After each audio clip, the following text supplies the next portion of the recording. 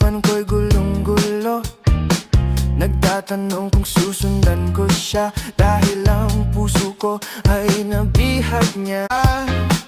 Nababaliw na akong talaga, kahit mayroong ibang nagcha-cha-cha, nagrurumba, nagsasalsa. Pwedeng sabihin nyo to sa kanya, ang puso ko'y nahihirapan na. Ano pa ba ang pwede kong